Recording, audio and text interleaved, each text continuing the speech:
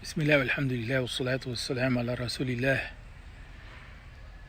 We wanted to take a few minutes to reflect upon the prophetic investment in human development.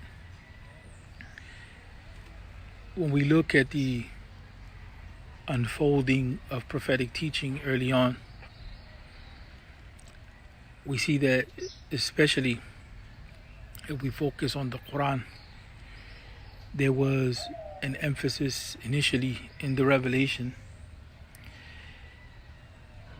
on the human being understanding himself or herself, and that we find in Surah Al-Alaq or Surah Iqra, or the chapter that we call Iqra, or the chapter that we call the Clot. And then we see alongside of the revelation of the Quran, the prophetic teaching. Some of the ulama, they consider to be part of revelation itself, because of the ayah of the Quran, لا ينطق عن الهوى, that the Prophet Muhammad sallallahu alaihi wasallam doesn't speak from his desires when it comes to matters of teaching principles of how to live out a life which is in accordance with the pleasure of Allah.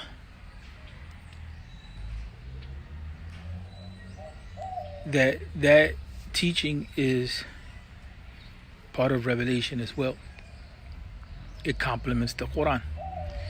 But when we look at the prophetic teaching, we see that there is a lot of emphasis being placed on removing superstition in the Quran itself, as well, such that as a basis.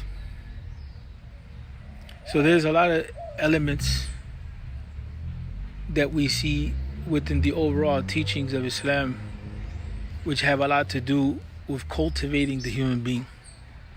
One of the unique features of Islam is the way that it was able to integrate different facets of life and orient various facets of life, various angles of life, various aspects of life around the center that we call Iman.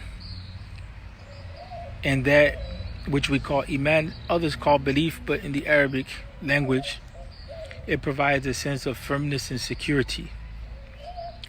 Those tenets that people come to believe, not necessarily blindly, because the Quran begins with the reflection on nature. Even if we go back to the first chapter of the Quran to be revealed, and then if we look at all the Meccan revelation, or that aspect of the Quran that was revealed in Mecca, or is labeled as being revealed in Mecca by the ulama or the scholars of Islam, there's a lot of emphasis placed on the natural environment. That there's this reflection that takes place on the natural environment itself.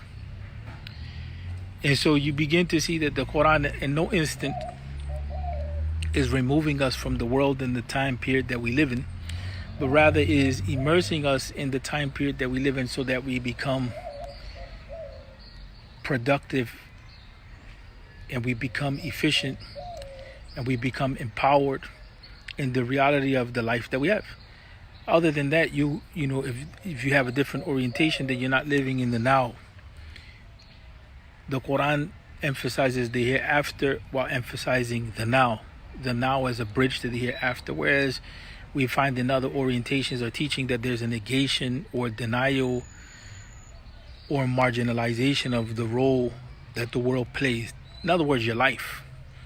That your life here and now doesn't have real meaning. What has real meaning is the hereafter, whereas you don't find that the Quran necessarily takes that approach. Quran affirms life as it is now, as a seed that's being germinated and cultivated and developed, so that its fruits bear in the hereafter. But the now is very important. And so along with that, you see that the Prophet Muhammad sallallahu alaihi wasallam, he focused on relationship building between people, and that's eventually what you begin to see. It forms into what is called the brotherhood. And that brotherhood and Iman, it didn't necessarily negate a sort of brotherhood with all of humanity, because the Prophet ﷺ made an effort to integrate different communities into the overall effort of prophethood. But some people, they negated the types of commitments that they had made to the Prophet Muhammad sallallahu alaihi wasallam. So Islam necessarily was not exclusive. Especially when we look at the early da'wah, Medina and so on and so forth, we see that there's efforts being made at engaging a pluralistic society. That can't be necessarily denied. It's very hard to deny that. There were some factors that led to a shift in another direction, but eventually, if you see Islamic history, the Muslim community had to engage in that type of approach, a pluralistic approach, and you see that in mostly every place that the Muslims went, except when you have a deviation of the general tendency of Islamic thought. You begin to see some distortions in how we should live with people, or how, what are the rights of the neighbor and so on, who is the neighbor and so on and so forth. But there's no doubt that the neighbor, and the concept of brother extends to other than a Muslim. It extends in its own unique way. Imam Nawawi rahimahullah, and I mentioned this before in other lives, with the hadith, لا يؤمن أحدكم حتى يحب لأخيه ما يحب لنفسه, that none of you has a complete iman or complete commitment to iman until you love for your brother what you love for yourself. The Imam Nawawi rahimahullah, in his explanation of the prophetic saying that was just quoted, that none of you believes, or your belief is not complete till you love for your brother what you love for yourself, the concept of brother here extends to outside of even the Muslim. And so then you have the issue that the neighbor is not discriminated against. The neighbor also comes under the one who has rights over us, even to the extent that some believe that the neighbor will have rights of inheritance. That's how much the regard and respect for the neighbor was emphasized. And so the issue of human development comes in that in true prophetic teaching, when it comes into an environment, it transforms that environment for the better in building human relationships, even from the angle of smiling, from the angle of communicating with people, from the angle of concern, from the angle of rights and responsibilities. So prophetic teaching actually is a series of lessons in human development at the level of interpersonal relationships and at the level of the relationship that we have with ourselves and with the unseen, with Allah, and even with the natural order, the natural environment, how we should engage it, how we should think about it, how we should reflect upon it. A lot of times that's not the emphasis, the issue of human development. And so that's why we see that in today's time, the civilizational aspect, meaning the development and the cultivation of civilization in this most human sense, is missing from the religious discourse. And people put a lot of emphasis on points in Aqidah that are restricted to certain topics in Aqidah, but not looking at the whole picture. We have a necessity to kind of reflect upon this, what the meaning of human development means, because of the way that the world is going. There's destruction. Like right now, there's almost 1 million people displaced in Syria over recent times. We're talking about very recent. There are environmental issues. There are issues of the endangerment of, if you do some basic research, there's tons of birds that have disappeared off the face of the earth. A while ago, we were having problems with bees. If you do more research, you see the issue of plastics in the ocean, depletion of water sources. And so there's the issue of, when we start talking about the civilizational aspect, even though now we have kind of like a scientific mind that's dominating, we still are not thinking about the human development side as far as what the future holds. And you would think that that would be a priority for these orientations that we see today in the world. That the logical jump for the scientific mind would be to think about the future. Even the religious mind to think about the future, so on and so forth. because the religious mind usually is oriented toward the hereafter, but that's not what is in the focus of people.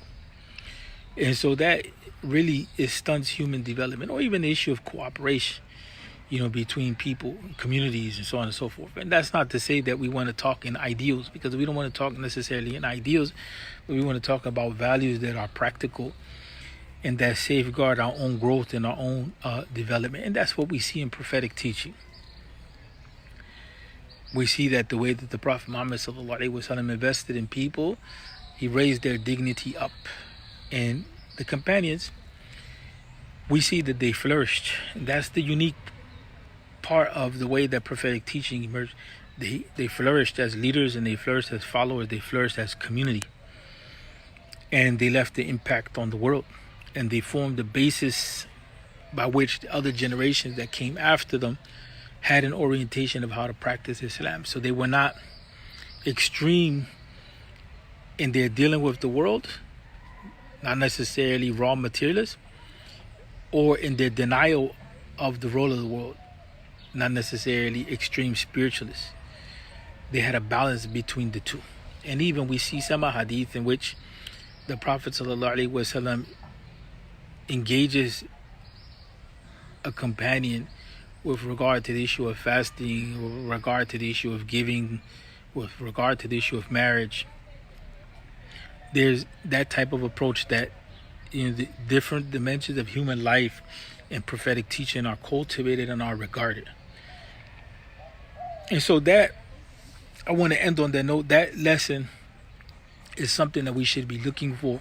How is it that the Deen is allowing us to develop ourselves on multiple levels? One of the tragedies of the age is that when it comes to the issue of development, intellectual development, emotional development, physical development, this is being harnessed by the corporate sector for CEOs and others that are in leadership positions, governing large amounts of people, managing big bodies of people and resources. And then when we look at those who claim to have some sort of allegiance to prophetic teaching, there's no concept of development on those levels. And even things like meditation and so on and so forth, which can come into the spiritual realm to some extent, but we leave them at the psychological because there's no iman to that. The basis for that is not necessarily always iman. We see that even they tap into that from the angle of developing the self. And this is one of the problems with some religious orientations in today's time, that there's no investment in the self at all of those levels. And we're not talking about investment of the self from the ego side. No, we're talking about growing the way that we see growth with trees and plants, and so things have to be cultivated. So our potentials or our potentialities as human beings, they have to be tapped into. When those things are frustrated, especially the creative principle, there is such a thing that some psychologists call the creative principle. When that's frustrated, one of my favorite psychoanalysts is Eric Fromm. He talks about that when that principle is frustrated, then that leads people to a destructive tendency. And that's very true. And you see that when people are not flourishing on certain levels, they tend to become destructive, either internally or externally. Internally, they start to self-implode. Externally, they become violent towards others. That violence can be internalized too. And so, we leave on that note that we have to reflect upon the issue of our development. It can't just be, money is important in today's world. Money is key, it's central, but it can't just be money. It can't just be the issue of necessarily wealth. And that's where I think that, a lot of religious people are losing out on, because they're not keeping a balance, in between the different realms that have to be developed. Some people put a lot of emphasis on money. Some people put a lot of emphasis on things like dhikr and salah, or remembrance of Allah and prayer and so on and so forth, but combining them all so that there's a balance on every scale, so to speak, of life that weighs where we at in our progress on the physical, on the intellectual, on the emotional, on the interpersonal, on our connection with the universe, on our internal spiritual potentiality, all of that. we have to have a scale by which we're looking at, where we're at with this stuff. So at least we can try to maintain balance. Those things are missing because our understanding of the deen is falling short. And in a time of crisis, which Muslims are in, the world is in general, there's a tendency to put an emphasis on some things and leave out other things. And that becomes problematic. Prophetic teaching was a progression, a gradual progression towards wholeness. That's what we have to aim at. That's where the renewal comes in at. A gradual progression towards wholeness. And in that, what is central is human development. And there is no possibility of real human development, at least in the Islamic thinking, if there's no core base.